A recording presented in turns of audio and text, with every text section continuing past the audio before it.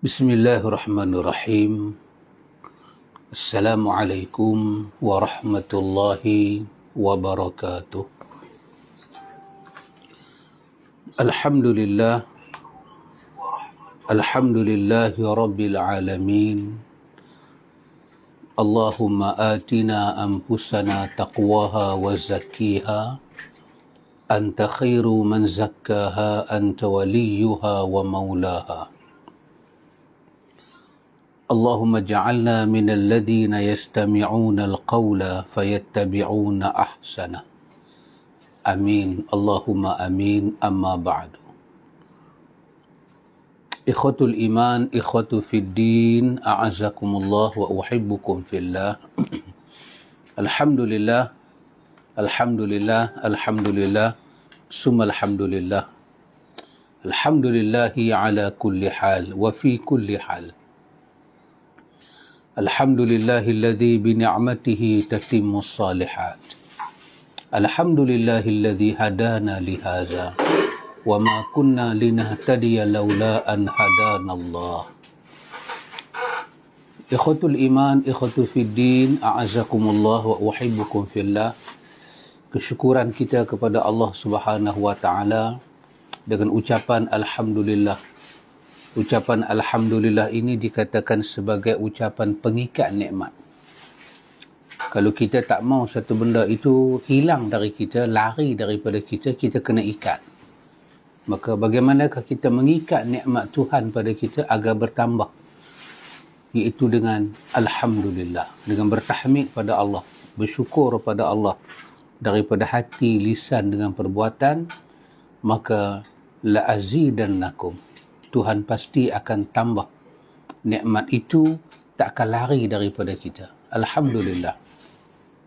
Seperti yang kita janjikan, ikhwan, kita punya temu janji kita pada Sabtu malam minggu. Sabtu malam minggu kita ambil masa untuk belajar tentang tarbiyatul aulad. Tentang apakah amanah yang diberikan oleh syari' di dalam syariat yang akbar ini, yang azim ini, yang mulia ini kepada kita yang memegang gelaran ibu dan bapa untuk mendidik anak-anak. Bertolak daripada perkataan tarbiyatul aulad, hidayatus subyan. Bagaimanakah ibu dan bapa nak mendidik anak-anak untuk memberi tarbiyah, membentuk anak-anak, bimbingan pada anak-anak. Maka kita memilih pada Sabtu malam minggu untuk belajar. Setiap minggu kita punya temu janji Sabtu malam minggu. Kita bertolak daripada suatu kitab bernama Hidayatus Subyan.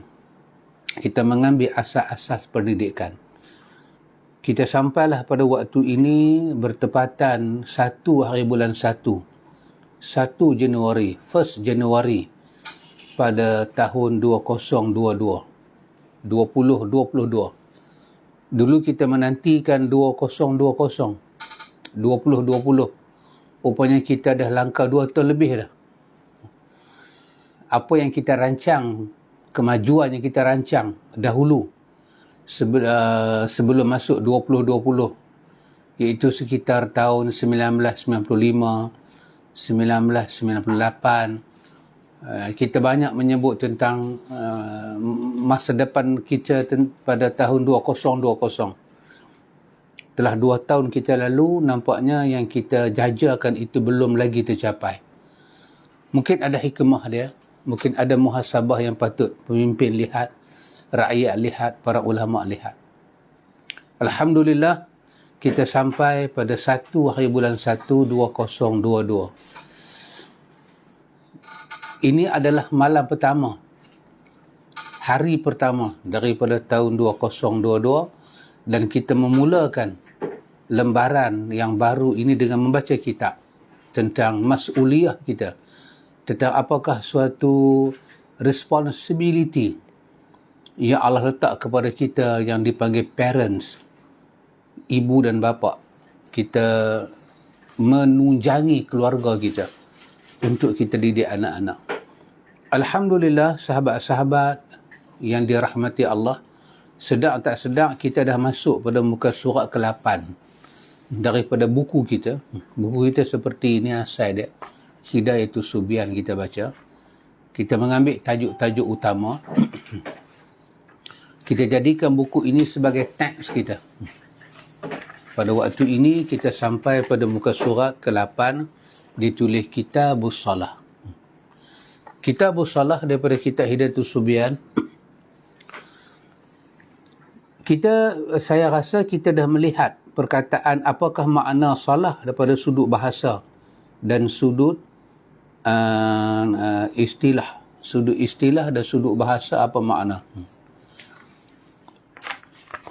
Ini perkara yang akan kita bincang dengan anak-anak kita.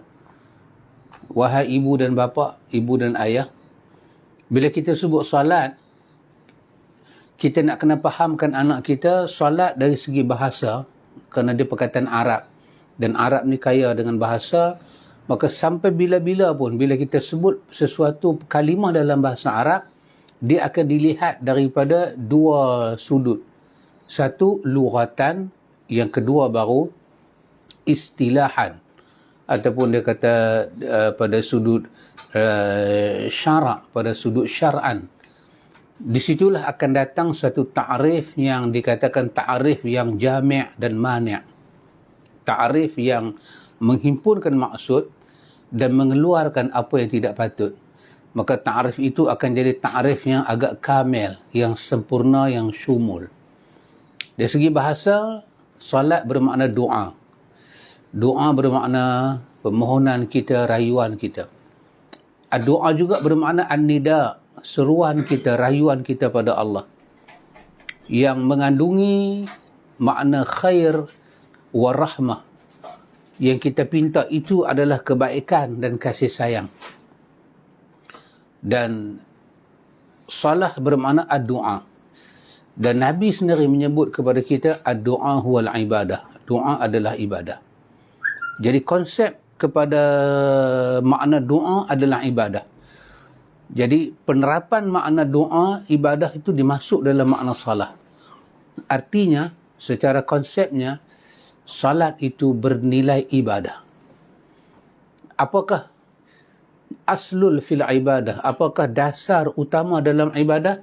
Dasar utama dalam ibadah adalah al-khudu'. Khudu' bermakna ketundukan. Al-inqiyad, kepatuhan kita pada Allah. At-tazallul, bermakna kerendahan hati kita pada Allah. Jadi mana-mana ibadat yang tidak ada ketundukan, kerendahan hati, penghinaan diri, maka dia tidak masuk dalam konsep ibadat. Jadi, secara bahasa, artinya adalah salat mengandungi makna doa. Doa adalah konsep dan ibadah. Bila kita merayu pada Allah, kita kena merayu dengan ketundukan, penghinaan dan kerendahan hati. Kalau rayuan itu tidak memiliki ini semua, maka doa tak mencapai martabat ibadah. Kerana al-aslu fil ibadah, prinsip tunjang dalam ibadah adalah al-khudu' ataupun al-inqiyad, at-tazallul, kerendahan, kehinaan hati. Itu daripada sudut bahasa. Dan bila kita lihat dalam kitab kita ini, salat daripada sudut istilah ataupun syarak, dia merujuk kepada makna aqwalun wa af'alun muftatahatun bitakbiri wa mukhtatamatun bitaslimi bisyaraita makhsusah. Dia merujuk kepada makna beberapa perkataan, aqwal, beberapa perbuatan, af'al, yang perkataan dan perbuatan itu dimulai dengan muftatahatun, dibuka, diawali dengan apa? Dengan takbir. Wa mukhtatamatun, disudahi, diakhiri dengan at-taslim, yakni ucapan assalamualaikum, bisyaraita makhsusah, dengan syarat-syarat tertentu. Kalau itu kita faham, sembahyang itu dia dipenuhi dengan beberapa perkataan, beberapa perbuatan, dimulai dengan takbir, disudahi dengan salam. Itu adalah sembahyang. Dan dia bukan boleh buat begitu sahaja. Dia ada syarat dia. Artinya, beberapa perkataan dan beberapa perbuatan yang dimulai dengan takbir dan disudahi dengan salam, perkataan dan perbuatan yang dimulai dengan takbir, yang disudahi dengan salam, mesti bermuatankan nilai ibadah. Itu hubungan makna sembahyang sudut bahasa dengan sudut syarak. Kalau kita masuk sembahyang, perkataan yang kita ucap pada Allah, perbuatan yang kita buat pada Allah, yang kita mulai dengan takbir, kita sudahi dengan salam, tidak bermuatankan ibadah, maka sembahyang itu tidak masuk dalam konsep yang dimaksudkan oleh hukum fiqh. Dan kalau tak masuk dalam konsep itu, bermakna itu bukanlah sifat sembahyang yang dikehendaki oleh Allah Ta'ala. Mungkin sah, kerana di ujung tu dia kata dengan beberapa syarat. Kalau kita penuhi syarat itu, sembahyang kita mungkin sah. Tapi konsep sembahyang itu yang diterjemah dalam bentuk bahasa doa, doa itu adalah nilai dan ibadah, dan asal kepada ibadah itu adalah ketundukan, penghinaan diri kepada Allah, merasakan rendah di hadapan Allah. Kalau itu tidak ada, sembahyang satu jenis ketundukan, satu jenis kepatuhan yang bernilaikan ibadah, bernilaikan kerendahan hati pada Allah, yang diterjemahkan dalam bentuk beberapa perkataan, beberapa perbuatan yang dimulai dengan takbiratul ihram, diakhiri dengan salam. Itu adalah konsep solat. Maka kita kena tanya pada diri kita, ikhwan, adakah solat yang kita lakukan itu bermuatankan konsep ibadah ini? Solat ini, ikhwan, ingin saya terangkan sedikit. Penerangan-penerangan ini mesti kita tahu sebelum kita masuk ke solat. Ini kita nak terang kepada anak-anak kita. Dalam agama ini, ibadah dibahagi pada 4. Perkataan ibadah itu dibahagi pada 4. Pertama dikatakan ibadah qalbiyah, ibadah badaniyah ataupun af'aliyah ataupun fi'liyah, ibadah fi'liyah.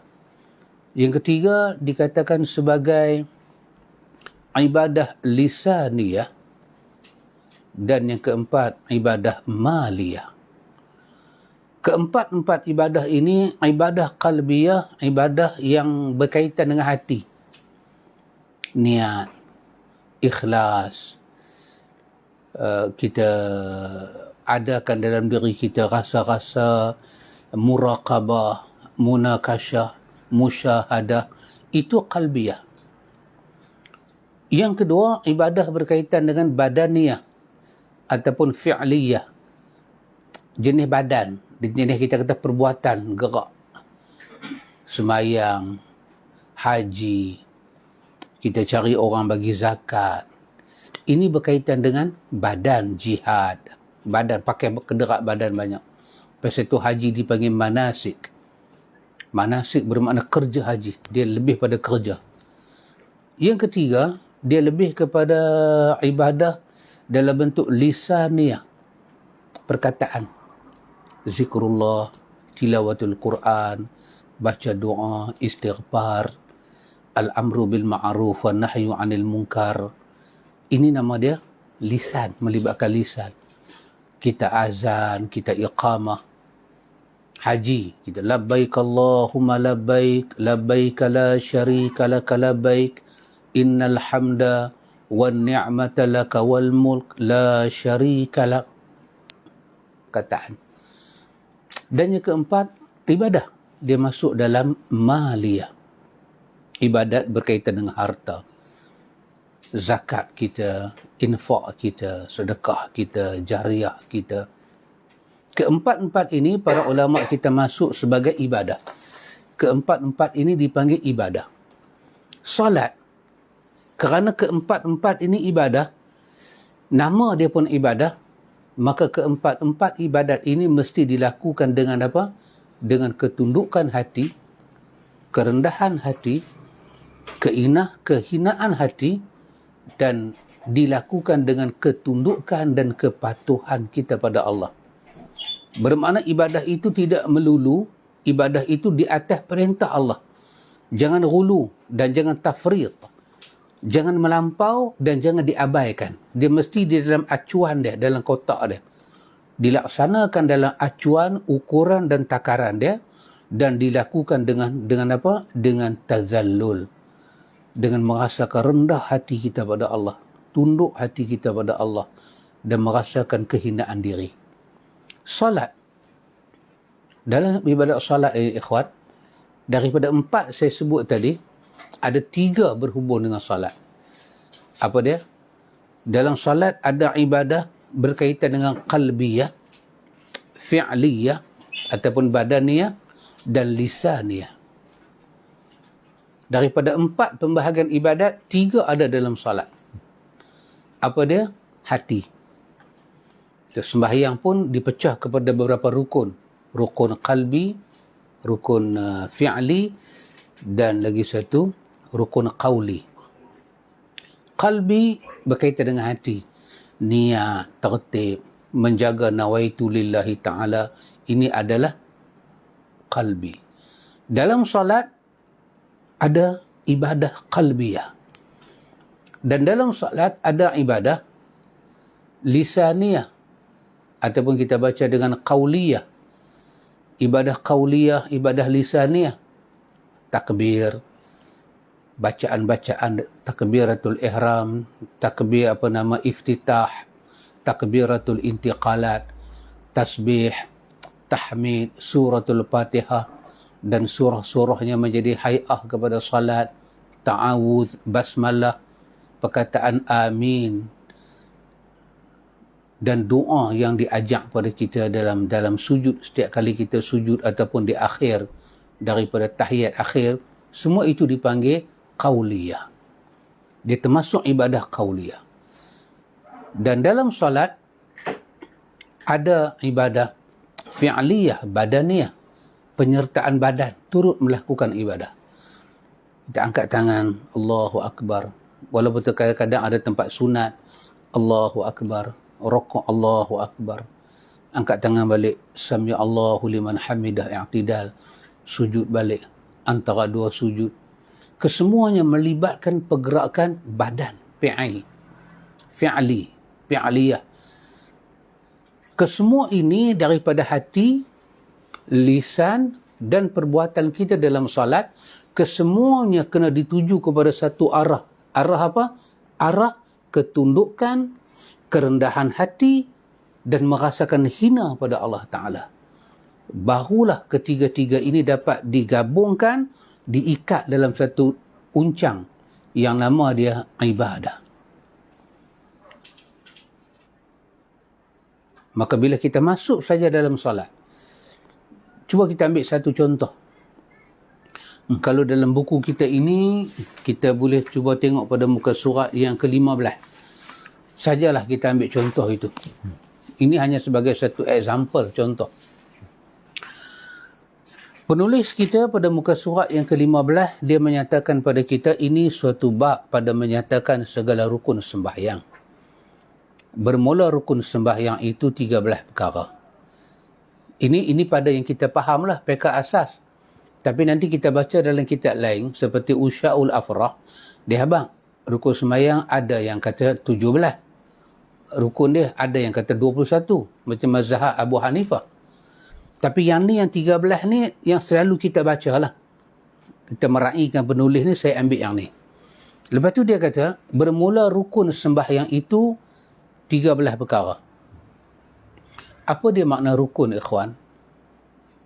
Makna rukun, ini kita kata, ini macam bucu ini. Satu bucu. Kita ambil Kaabah. Kaabah 4 segi. Kaabah 4 segi kan? Satu bucu. Rukun. Setiap rukun Kaabah tu, dia ada nama. Rukun yang menunjukkan bucu itu ke arah negeri Syam, dipanggil rukun Syami. Penjuru Kaabah yang membawa ke negeri Iraq, dipanggil rukun Iraqi.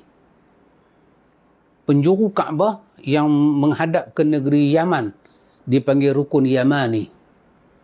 Penjuru Kaabah yang ada Hajar Aswad dipanggil rukun Hajar Aswad. Di Kaabah tu ada 4 segi petak, dia ada 4 rukun. Dia ada rukun Iraqi, rukun Syami, rukun Yamani dan rukun Hajar Aswad. Apa makna rukun? Bucu tu. Bucu tu dia kena melekat, baru panggil rukun. Kalau bucu tu dia tak lekat, daripada jauh nampak macam lekat, tapi dia tak lekat, maka tak dipanggil rukun. Rukun dia mesti lekat. Kerana apa? Kerana rukun itulah yang menyempurnakan hakikat satu binaan. Bila rukun dia kurang, binaan itu tak dapat dipanggil binaan. Nak kata binaan sempurna, sempurna lagi tak boleh panggil. Sebab binaan itu tak diiktiraf pasal dia tak lekat. Maka bila kata rukun sembahyang, pasal itu dia dipanggil arkan. Arkan baca dengan plural, dengan jamak. Kalau kita tahu ruknun, mufrad, satu, singular. Solat ini, dia bukan ada satu rukun. Dia ada arkan. Dia ada beberapa rukun. Yang kesemua rukun itu dia kena melekat antara satu dengan yang satu. Barulah gambaran solat itu daripada takbir sampai salam dipanggil solat. Rukun ni kalau tak cukup, maka solat tak boleh dipanggil solat. Kalau solat tak dipanggil solat kerana satu rukun tak ada, maka hukum dia apa dia? Hukum itu, orang itu tidak solat. Maka pasal itu rukun, dia kena melekat sungguh. Antum bayang kalau Kaabah yang 4 segi tu tak melekat, dia akan jadi satu dinding depan, satu dinding sini, satu dinding sini, satu dinding belakang. Itu nak panggil apa? Dia akan dipanggil sekeping dinding. Sekeping dia bukan rukun. Rukun dia kena padu dan dia kena melekat. Itu baru dipanggil rukun.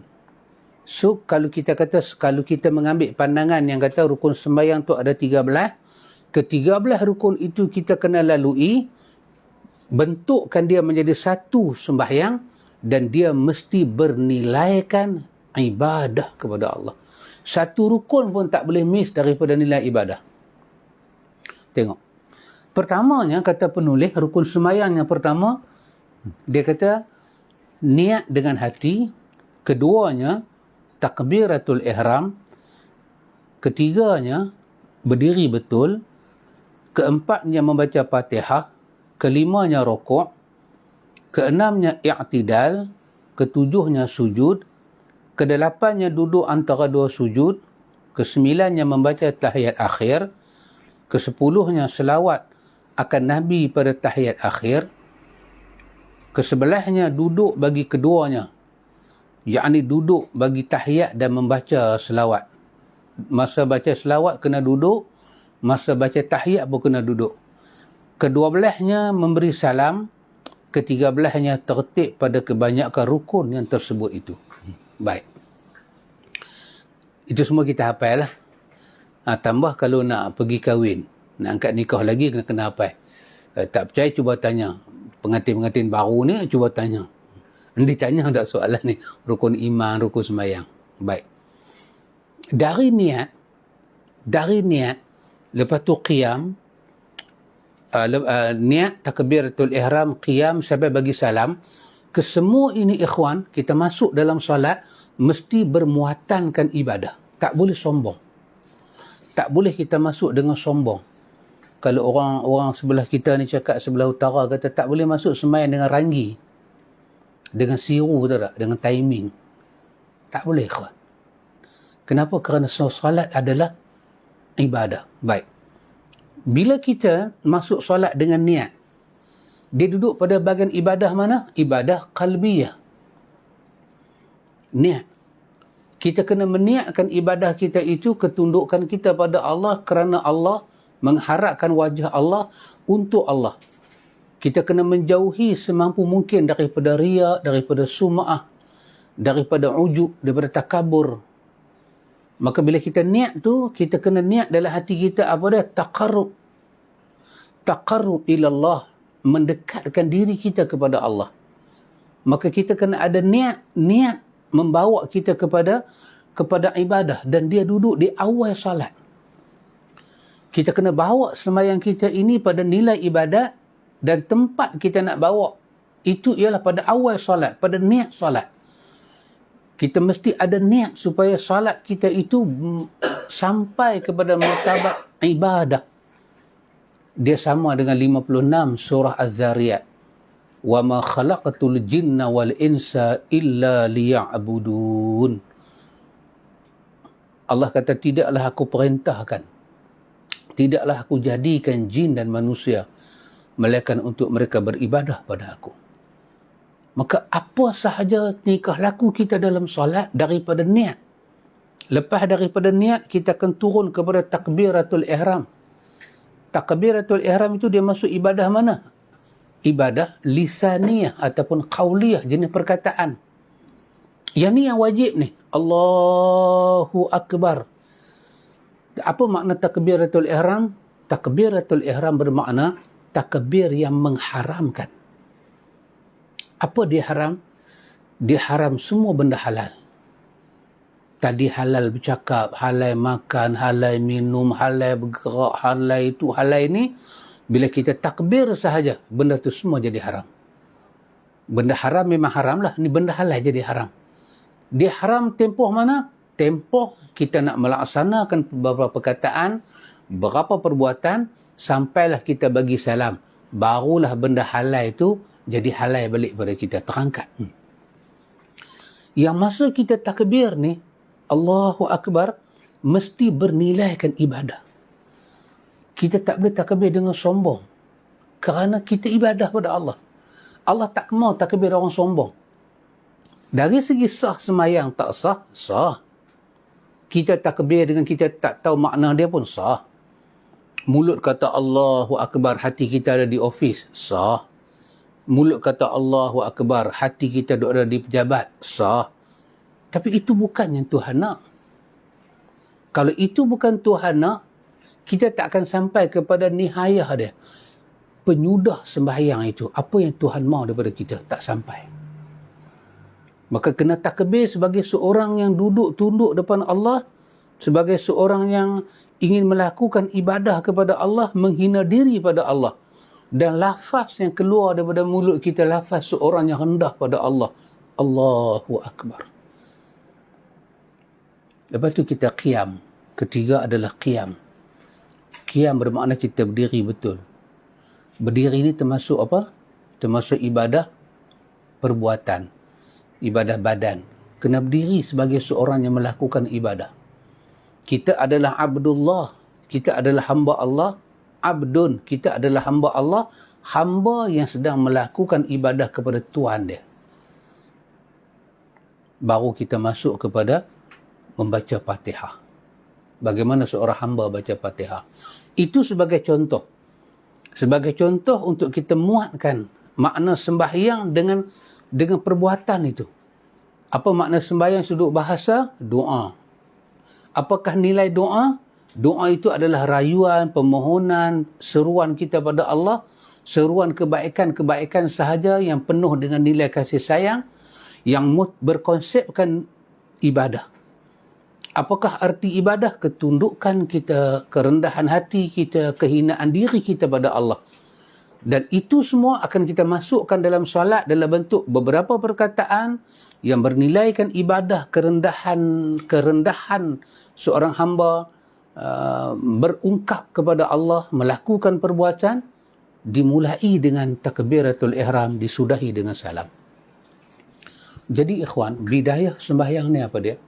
Permulaan sembahyang itu ialah kita menghadap Allah Ta'ala dengan apa? Dengan nilai ibadah. Dengan nilai ibadah.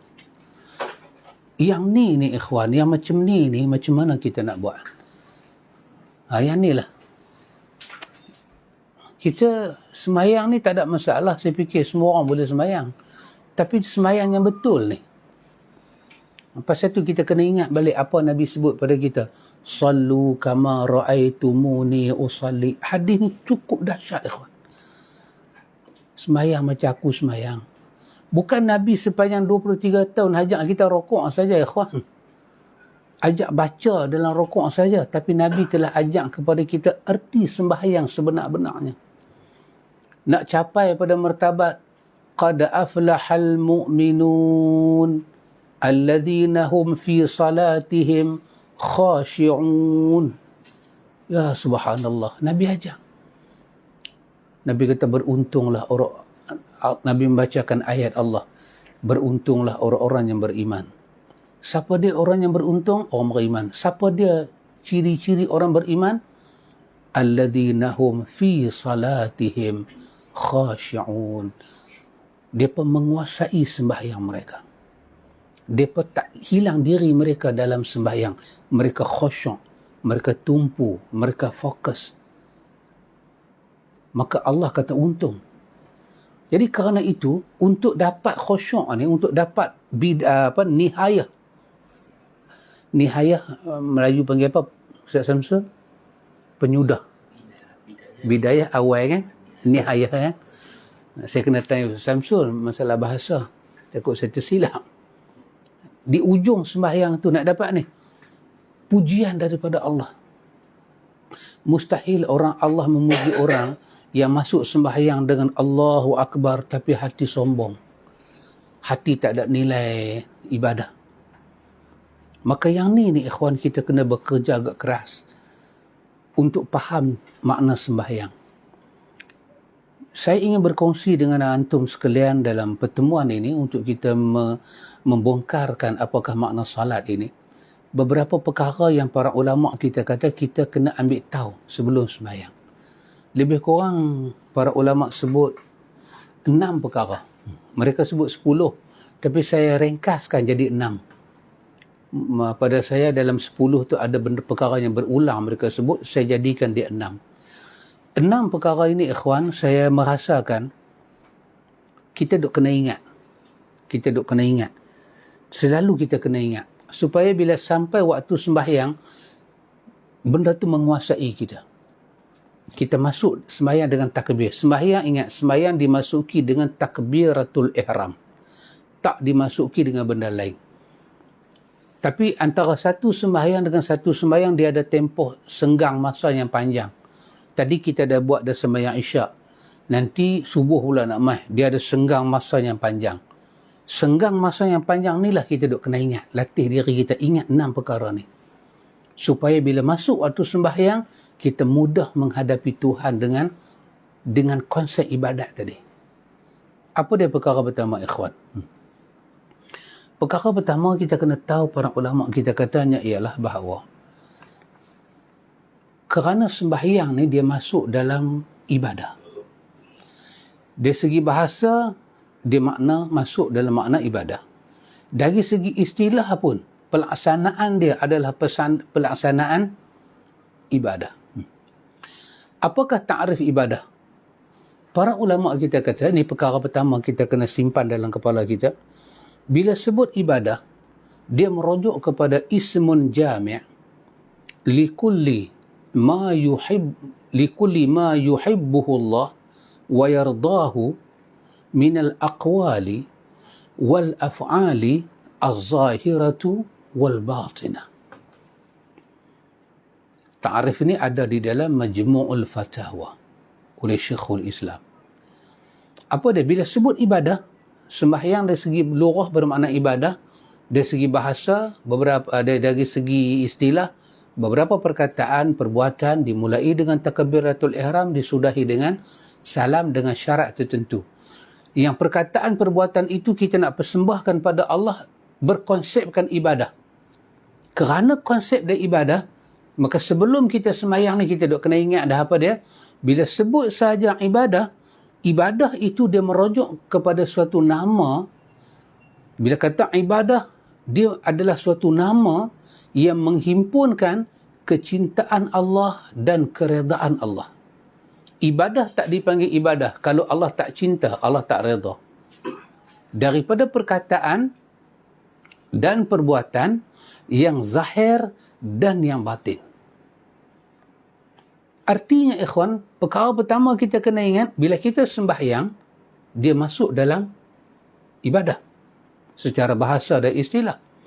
Apabila kita takbiratul ihram, kita kena bekerja keras, ataupun dalam bahasa penyucian jiwa dipanggil mujahadah, bekerja keras supaya kesemua perkataan kita dalam sembahyang, kerana dia adalah beberapa perkataan, semua perbuatan kita masuk di dalam kecintaan dan keredaan Allah, yang zahir dan yang batin.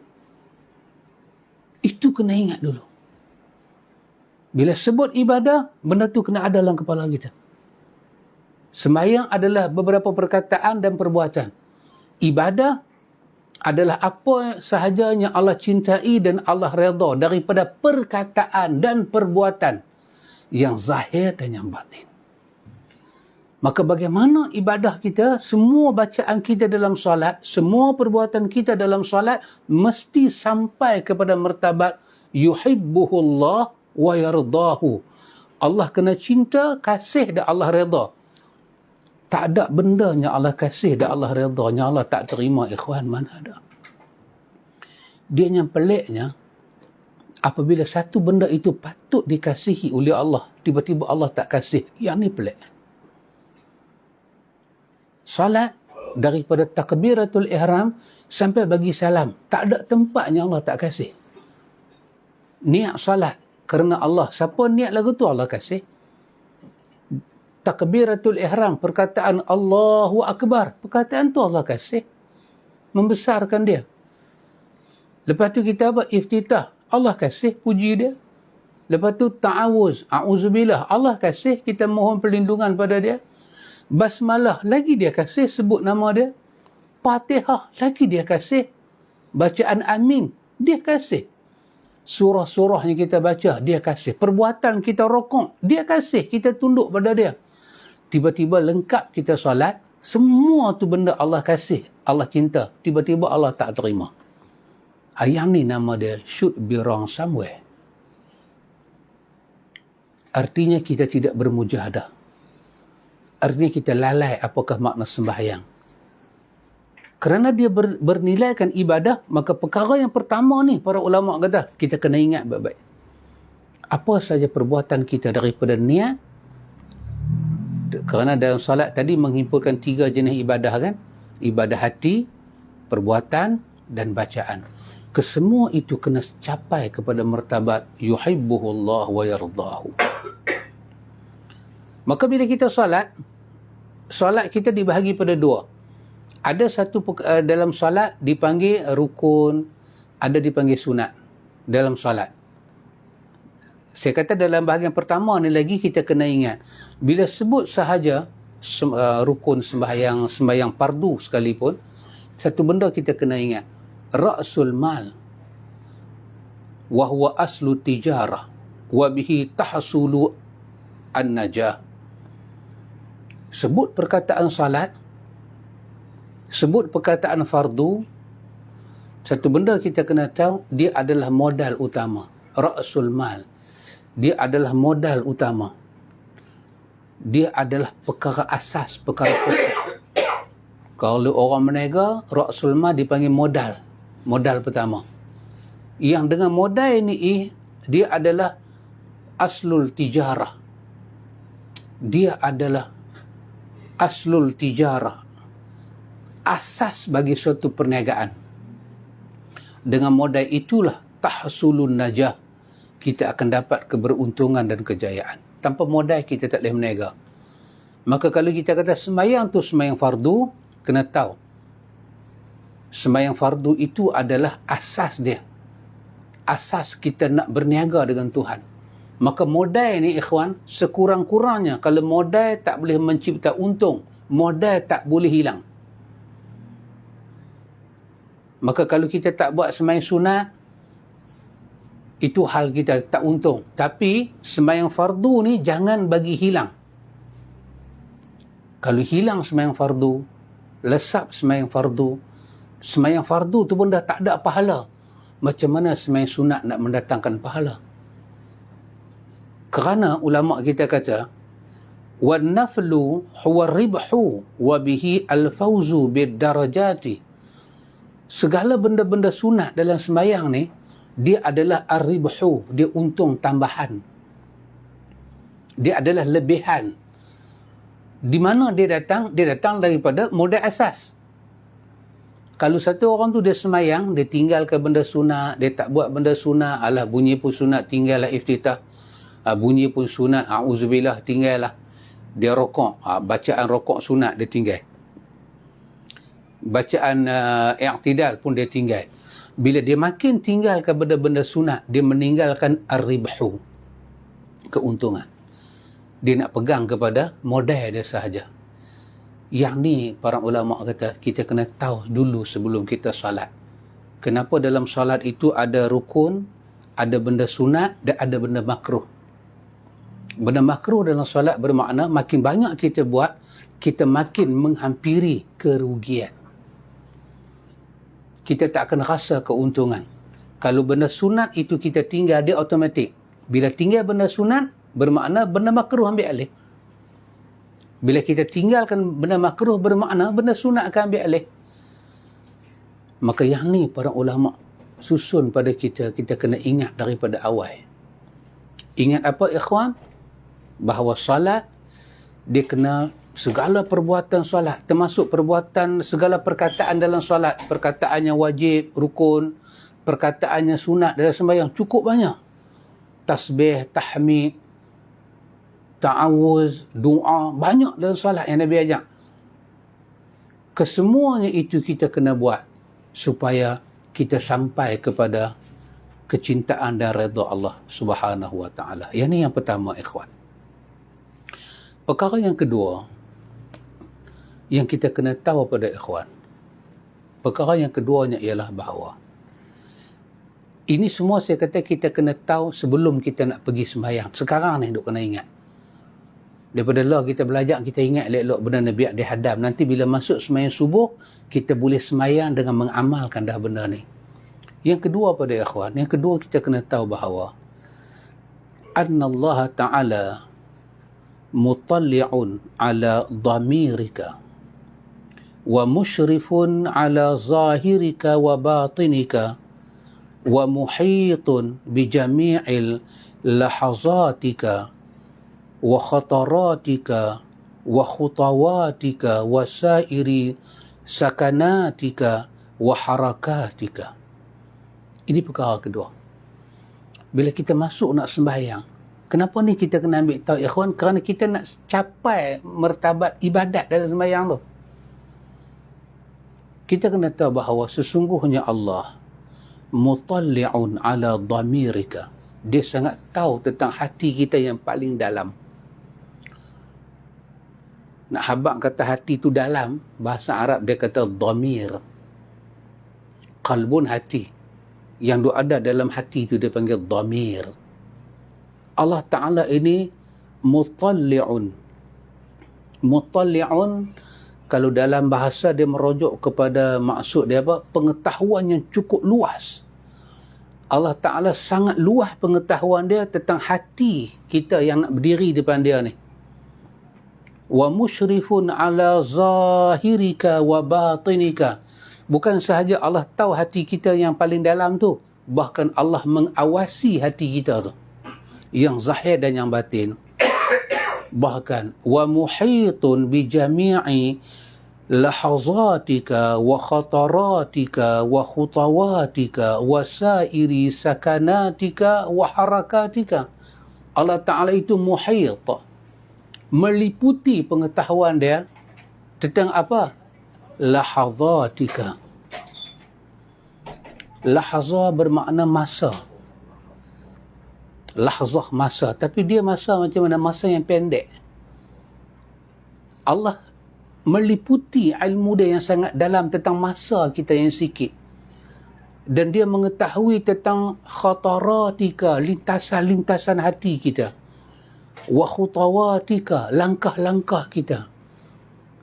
Wasairi sakanatika, dan Allah mengetahui diam kita. Kita diam tu pasal apa? Dan waharakatika, Allah mengetahui gerak kita. Sebelum kita nak masuk dalam sembahyang, kita ingat benda ni baik-baik. Kita diam pasal apa? Tengah kita sembahyang kita diam takut serangga ke? Ataupun kita diam kerana dia ke? Kita bergerak tu pasal apa? Kita bergerak nak ke mana? Kerana tuntutan salat ke? Apakah? Gatai ke? Apakah? Semua Allah tahu. Muhayir tak meliputi.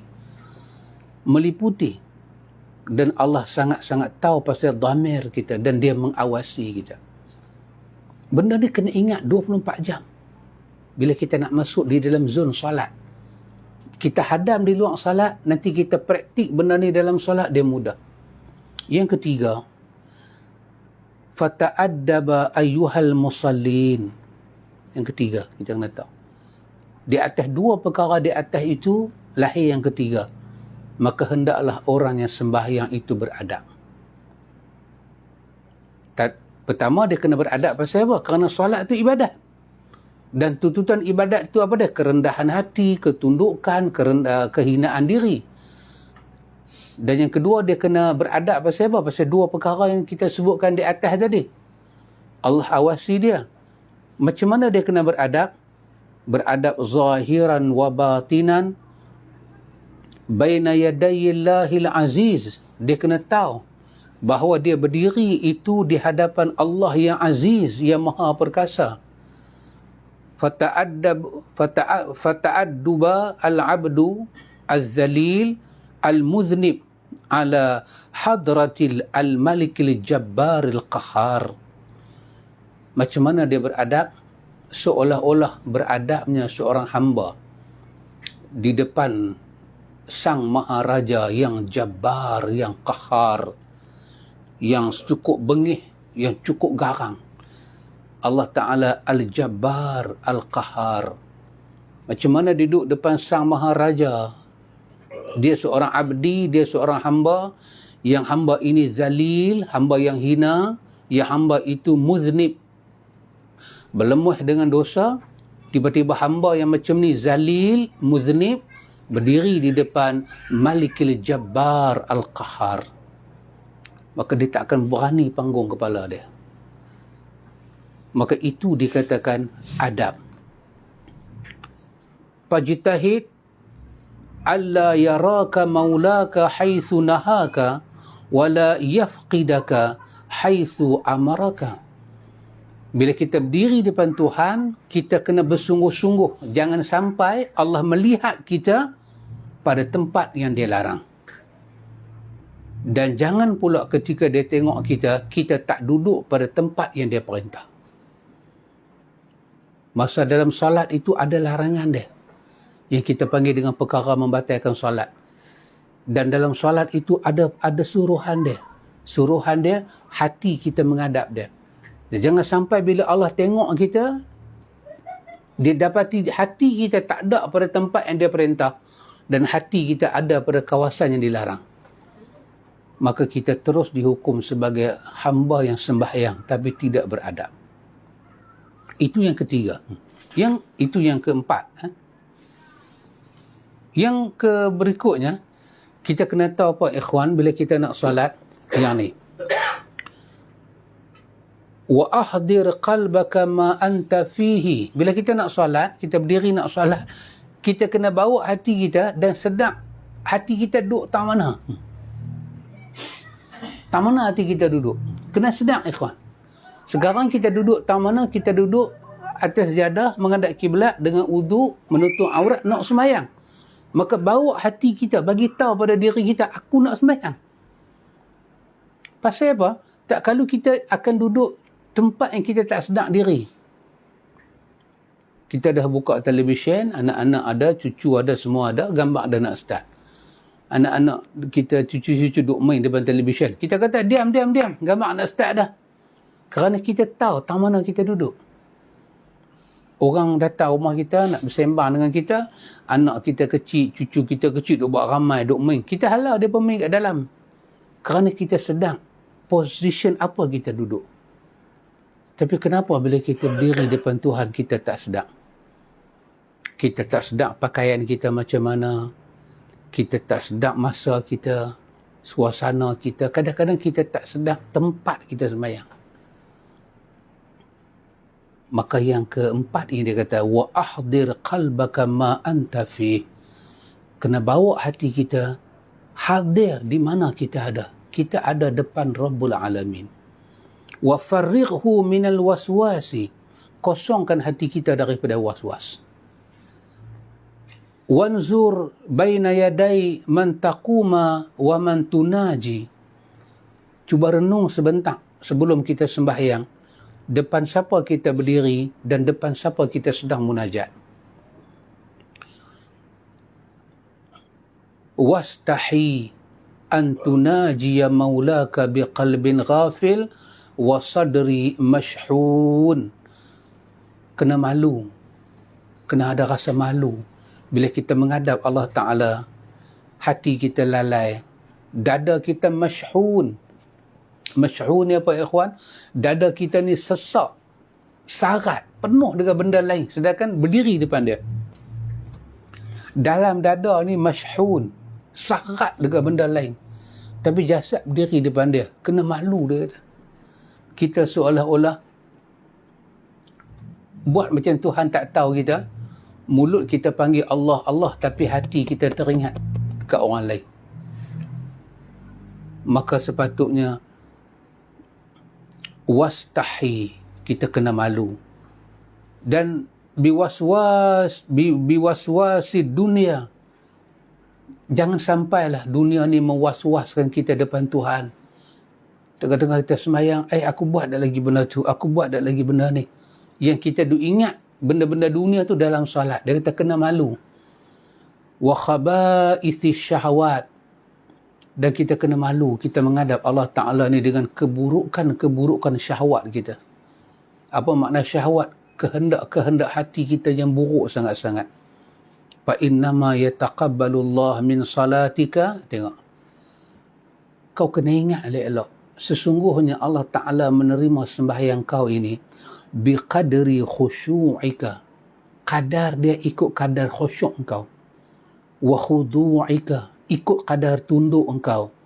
Wa tawadu'ika. Ikut kadar kerendahan hati engkau. Wa tadarru'ika. Ikut kerendahan sebanyak mana kau tersimpuh depan dia. Kadar itulah Tuhan terima. Wa'bud fi salatika ka'annaka tarahu. Kau kena menghadap dia seolah-olah kau nampak macam dia ada depan engkau untuk memerhatikan engkau. Walaupun kau tak nampak dia, kau kena tahu dia perhati engkau. Bukanlah kerana kau nampak dia baru dia perhati engkau. Kau tak nampak dia pun dia perhati engkau. Dan kadar dia terima salat engkau itu bukan kadar masa yang kau bagi. Kadar hati kau kat dia banyak mana. Berdirilah sejam setengah pun sembahyang. Tapi kalau kita ingat tu sikit pada dia, sikit tu dia balas. Ya subhanallah ikhwan. Dan yang ini dia kata. Bila kita nak salat, masuk perkara berikutnya. Yang ini kita kena tahu adabuha. Bila kita dah nak salat, adab apa kita kena ada? Satu dia kata, itraqur ra'si. Jangan tunjuk kesombongan kita dengan angkat kepala kat dia. Itraqur ra'si tak mau. Jangan angkat kepala tunjuk kat dia. Tunduk ke bawah. Tengok ke depan.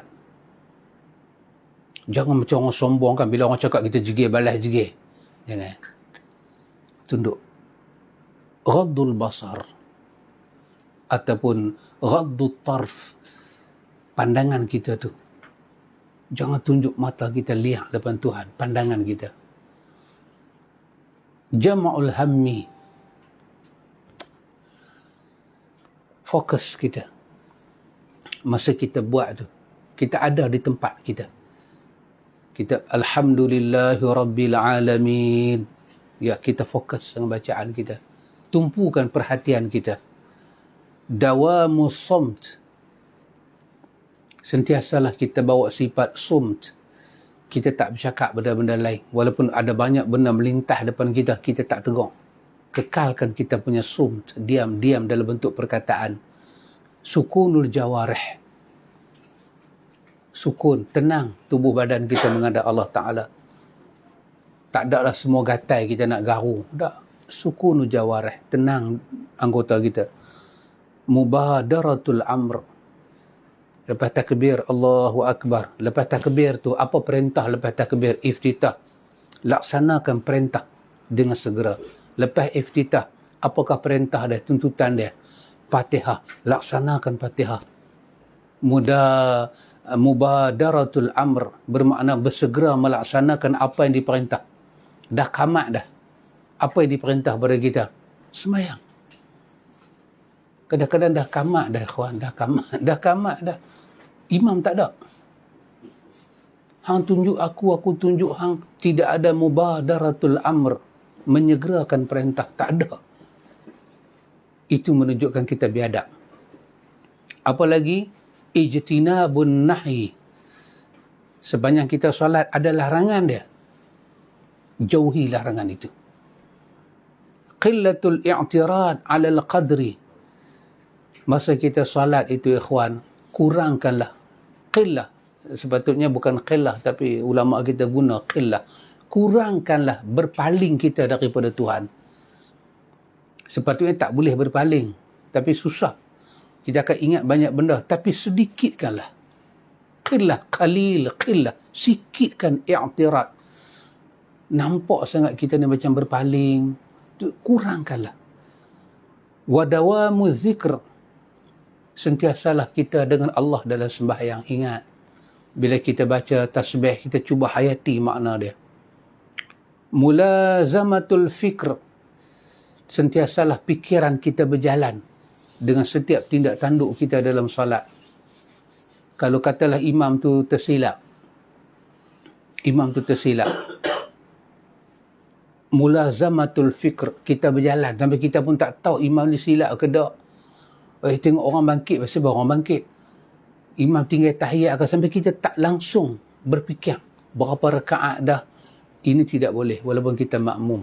Mulazamatul fikr. Fikiran kita kena ada dalam kita solat. Isarul haqqi 'alal batil. Kena tahu keutamaan kita atas kebenaran, bukan kebatilan. Kita menghadap Allah Ta'ala dengan kebenaran, maka tak boleh cepat-cepat nak tinggal semayang. Pasal apa? Pasal ada banyak kerja nak buat ni, nak perhabis. Tak boleh. Isarul haqq 'alal batil. Wal iyasi 'anil khalq. Masa kita solat itu jangan pernah mengharap pada makhluk. Hanya pada Allah. Kadang-kadang ada, ikhwan, pasal apa? Pasal kita janji dengan orang, time, kita semayang nak perhabis. Punya buruk adab dengan Tuhan. Tapi macam mana nak buat? Kerana kita tak dididik semayang tu makna apa. Pasal tu kita tak boleh kuasai benda ni. Pasal kita pun tak tahu adab. Kita tak boleh semayang macam tu. Ada orang semayang, bila dia seluar dia pakai, tak tahulah ketat sangat ke, longkang seluar tu kecil sangat ke. Bila dia rokok, nampak loroh pungkok dia. Dalam semayang dia kena tarik. Ya Allah, jangan begitu, ikhwan. Kena ada suatu kesopanan dan adab dengan Tuhan. Wa khudu'u tahatal haibati. Ini paling dahsyatlah. Tunduk di hadapan kehebatan Allah. Kena rasa hebat dia. Wal inkisaru tahatal haya. Malu kita depan Allah tu kena tinggi. Wa sukunu ala hiyalil kasbi siqati bid-dhamman. Bila kita salat ni, apa kena ada dalam diri kita, ikhwan? Kita kena tawakal. Kepercayaan kita tinggi terhadap segala janji Allah untuk kita. Allah sebagai dhamin, penjanji. Dia nak bagi rezeki, dia nak melapangkan dada kita. Apa saja berkaitan dengan janji Allah. Kita dah tunai dah perintah Allah, janji dia apa pada kita? Kita kena siqah dengan janji dia. Kena percaya sungguh dengan janji dia. Kita kena tawakal pada Allah di atas segala kurnia Allah kepada kita. Macam mana? Bihusnil ikhtiyar. Bahawa Allah indah pilihan dia untuk kita. Kesemua ini dikatakan sebagai adab kita dengan Tuhan sebelum mulakan salat. Kenapa adab ni lahir, ikhwan? Kerana dia nak apa dengan makna salat tu. Kalau satu orang boleh, ada satu orang yang Nabi tegur dia bukan buat apa ikhwan, dia bukan semayang apa, dia cuma datang semayang, dia tengok imam dah rokok, dia rasa kalau dia nak jalan tak dan lagi imam yang i'tidal, dia pergi rokok depan pintu dengan niat makmum lah, dia rokok Allahu Akbar, lepas tu dia berjalan dalam rokok, dia berjalan pergi. Nabi dapat tahu lepas semayang, Nabi pujikah dia? Nabi kata baguslah, semangat. Lepas tu Nabi kata sepatah, Nabi kata wala ta'ud, lain kali jangan ulang dah sikap ni. Bagus. Nabi tak suruh dia qada semayang tu, bagus, la ta'ud, next time Nabi kata jangan ulang dah. Nabi kata alaikum bisakinah, menghadap Tuhan dengan ketenangan, jangan lari. Kalau orang rokok lah, nanti kamu yang mana kamu dapat, yang mana kamu luput tambahlah. Itu pun Nabi tegur ikhwan, Nabi tegur. Tu bayang kalau kita main semayang, dah penat, dengan dada duk muak, semayang pula nak perhabis time. Pasal kalau ini kena kita, ya Allah, kita dah solat dah masuk 2 rakaat, Allah nak perhabis bagi 3, 4, pasal apa? Pasal kita parking kereta kita tu, time tu nak habis. Dan kita tahu bunga kuasa duk ronda. Oh, kita cemas. Maka kalau kita solat, kita terpaksa jangan cemas. Kenapa? Kena siqah bidhamman, kena mempercayai sungguh janji Allah, dia bela orang yang taat pada dia. InsyaAllah Allah akan bagi syafaat kat kereta kita. Tak boleh perhabis. Kalau kita perhabis, bermakna kita telah pun memberi keutamaan kepada iyas anil khalq. Kita dah tunjuk kita bergantung dengan dunia, sedangkan kita berdiri depan Tuhan. Memang luar solat pun kita bergantung dengan dunia banyak, dan dalam solat. Pasal itu ikhwan, bila satu orang tu solat, orang yang tidak solat, apakah tanggungjawab dia? Dia tidak boleh mengganggu orang solat. Dia ganggu orang solat, dia dikatakan ganggu orang yang beribadah pada Tuhan. Keras hukuman Tuhan pada dia. Orang tu duduk solat, siapa punya kereta ni, tolong ubah, kawan tu duduk solat. Bila kita buat lagu tu, apa akan jadi dengan solat dia? Akan hilang nilai ibadah, dia akan cepat-cepat nak berhabis solat dia.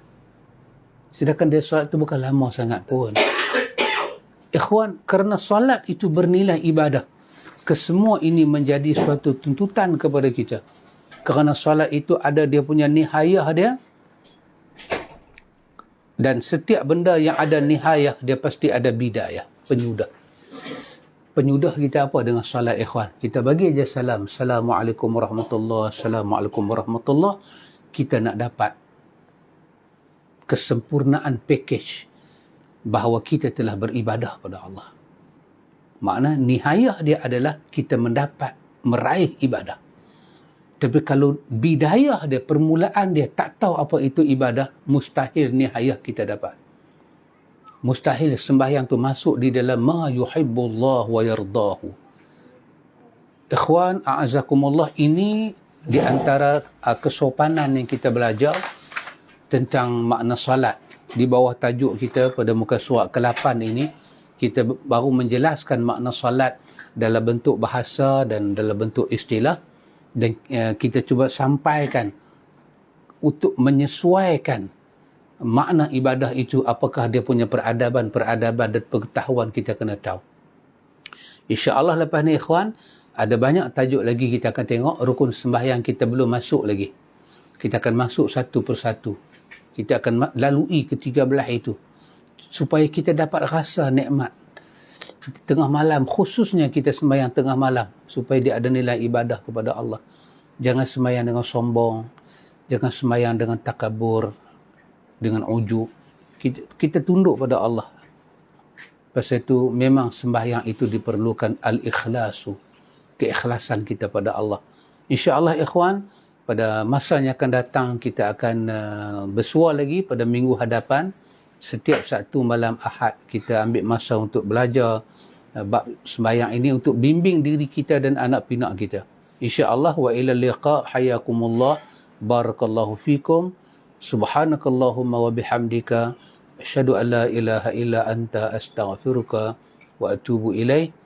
Wassallallahu ala nabi Muhammad walhamdulillahi rabbil alamin.